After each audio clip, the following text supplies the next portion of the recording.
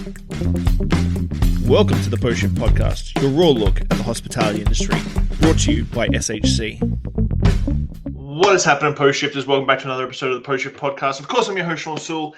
For this week's shots, we're getting close to the end of the year, and I wanted to revisit some stuff I did 4 years ago, which is crazy that it was 4 years ago. But 4 years ago, I did a series called Focus, Patience, and Success. It's on my brand swag. It's something that I really believe in. And so I want to do a rehash, and I want to show you guys exactly what I was thinking 4 years ago. So these are redo episodes, and I hope that you enjoy them. Thanks as always, guys. Enjoy your Christmas. Bye. It's Christmas Day, and I sort of didn't want to not do an episode today because it's Christmas Day, and I don't expect you to listen to it, obviously, because it's Christmas. But I wanted to do my second part of my Focus, Patience, Success sort of mantra three-parter that I'm doing over this next couple of weeks on Fridays. January's booking up real quick. I've got some crazy guests coming on the show in January, so it's going to be a lot of fun. I want to say thank you, everybody, for the support this year. This is my second last episode for the year before the 1st of January. 1st January falls on a Friday, so Success will be on January 1st, which hopefully will kick your butt a little bit. So I just want to say thank you for this year. This year's been fantastic. I've really had an absolutely epic 2020. I know a lot of people have had rough times, and I've had rough times as well this year, but I think overall I'm coming out pretty damn strong, which is why this sort of focus, patience, success mantra is like ringing in my head and rotating, because I feel like that's been my 2020 completely. Like, it's been this constant refocus, being patient, gain a little micro success, refocus, patient, get a little micro success, which we'll be talking about success next week. But I want to talk about patience this week. I've talked about patience so much.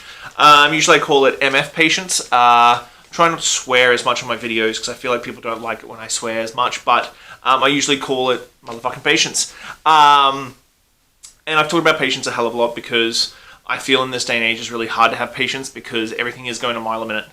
Like, really, in realistic times, like, everything's going a mile a minute. Social media makes everything feel like it goes a mile a minute. Our everyday life is quick. Everything is quick. We don't wait for anything. You know, we used to wait for mail. We used to wait for phone calls. If you had important documents, you'd have to wait for them. Now you just email them over. You Adobe DocuSign them, and away they go. And you can have a deal that would normally have taken a week or two worth of signing and sending and posting and all this sort of stuff happen in 15 minutes. So having patience is an extremely hard thing to do, and that's why I really wanted to sort of have this as my part 2, and I really overthought this sort of focus, patience, success. I'm going to keep doing a mantra. I've actually got a hoodie with it coming, so you'll be seeing me with a focus, patience, success hoodie fairly shortly, because I do feel comfortable in my hoodies, and I do feel comfortable in t-shirts and hoodies. So let's kick it off. My 5 key elements of patience is to celebrate the micro wins, to celebrate the little successes, the little things, and really, not over celebrate, but like really embrace that milestone, that little like something, like that client sign off, or that meeting you've been chasing to get, or that business card, and that 15 minutes you've had to have that chat with someone. Celebrate the micro successes, because the micro successes take away a little of that anxiety, because it is anxiety that pushes us to not be patient, takes away a little bit of that anxiety, pushes that down a little bit, and gets us ready for the next one.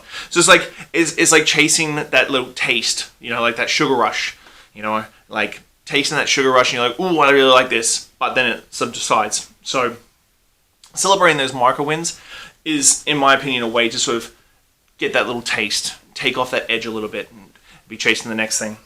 Realistic expectations. I watched this in the next video. I launched this in the last video about goal setting and focus and that sort of thing. Be realistic. And be realistic with your timelines.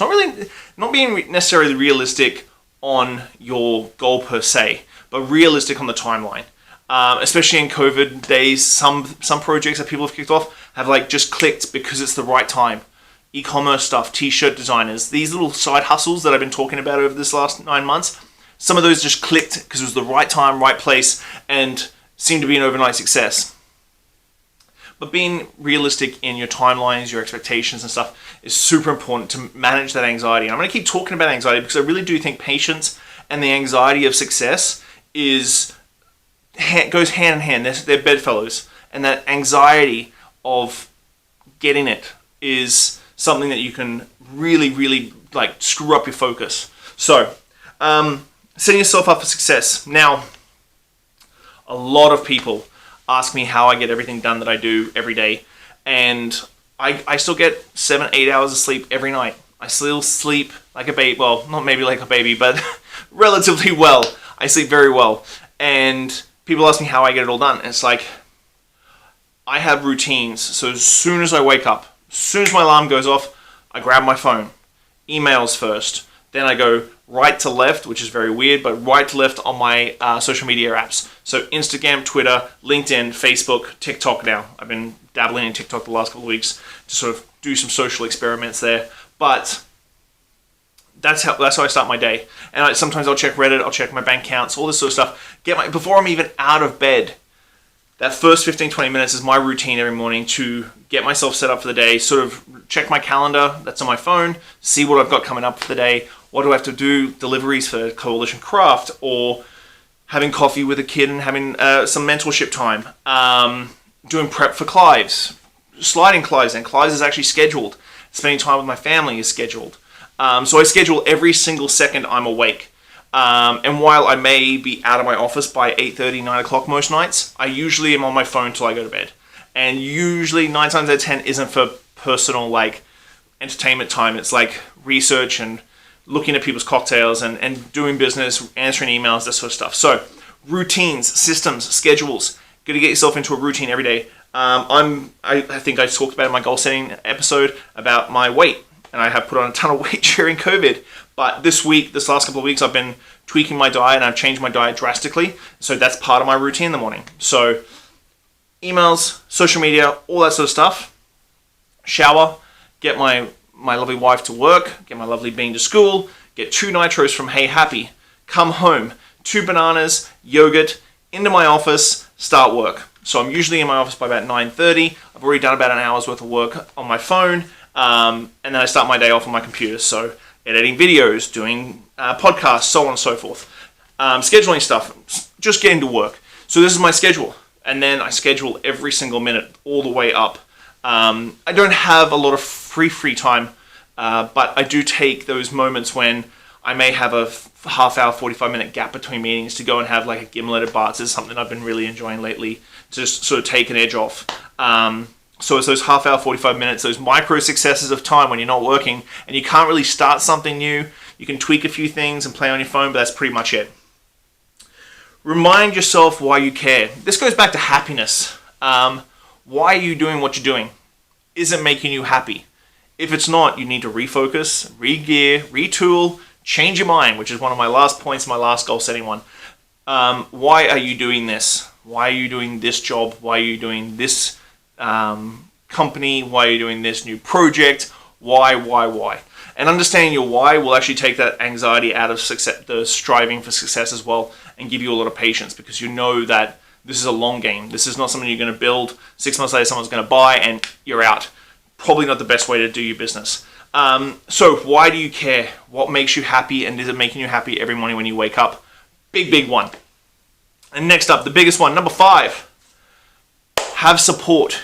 So whether that be friends, family, and positive support. Not people who critically look at everything you do. It freaking bugs the shit out of me when people who are like think they're supporting you come in and they're like, oh, I see that you polished up your podcast a little bit. I'm like, well, that's just a negative fucking comment at like veiled as a positive reinforcement as a mate. Fuck you.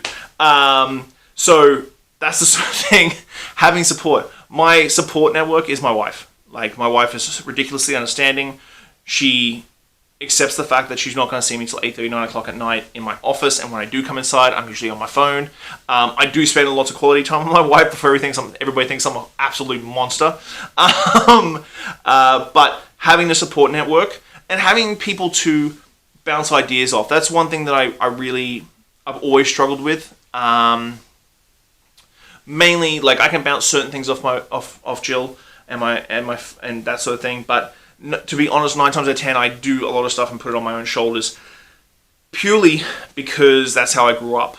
When I left home and was on my own, away from my family and my parents and stuff, I didn't have a lot of support networks, so I had to sort of strive for myself, and that was a big thing that I sort of set. And then, of course, coming through the cocktail scene, when I started in the cocktail scene in 1998, I was one of the first founding people doing cocktails in Brisbane, and doing cocktails well in Brisbane. So there wasn't a massive network because we were all just trying to figure out where we were going ourselves, and so there was that as well. So support network is a massive one. And I'm going to throw number 6 in there because I'm going to throw a number 6 into every single, well, probably not success, but every single part of this is don't be scared to change your mind. That comes back to expectations and setting yourself real expectations. It's not a negative thing for you to change your mind. It is a positive, very freeing way because it's your life. It's no one else's. If someone wants to criticize you for changing your mind, that's on them. That's not on you. So, on that note, Merry Christmas. Thank you for the support. Happy New Year. Love to you all. I will see you in 2021. I've got some massive new things coming up in 2021 I'm really excited and giddy about, but you're not going to hear about that till 2021. So, thanks a lot, guys. Merry Christmas. Happy New Year, and I'll see you really soon. Bye. Thanks a lot, Post Shifters. Hope you enjoyed that episode. Go and subscribe to the YouTube channel and the podcast anywhere you listen or watch. Review, give me a star, share away, share it with your family, share it with your friends. Hope you're enjoying your week, guys. See you soon. Bye.